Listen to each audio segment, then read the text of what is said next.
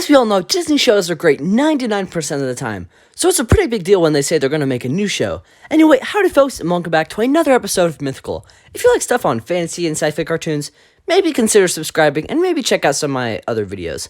Anyway, Disney has announced the production of a new show called The Ghost and Molly McGee, previously called The Curse of Molly McGee. Well, The Curse and Molly McGee.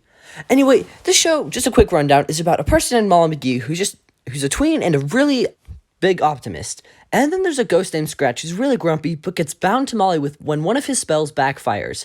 Anyway, the dynamic between these two already seems really fun.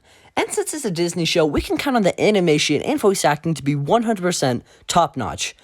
Anyway, this show is said to be a comedy horror. I'm 100% not a straight horror guy. I watched Watcher in the Wood once and I was scared for months.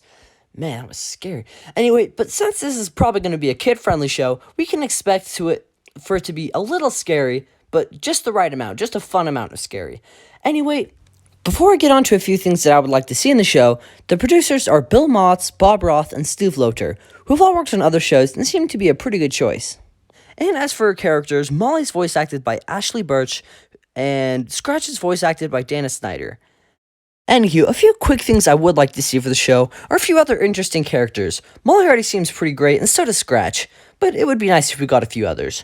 And like I already said, I would like a small spooky element, and the last thing I would kind of like is a pretty good villain. That's kind of what would make this show really great, in my opinion. Anyway, kind of a short video, but this show isn't projected to come out for months, but I figure we can still get some hype going for it. Anyway, have an absolutely wonderful day, and maybe consider subscribing. Anyway, goodbye, everyone.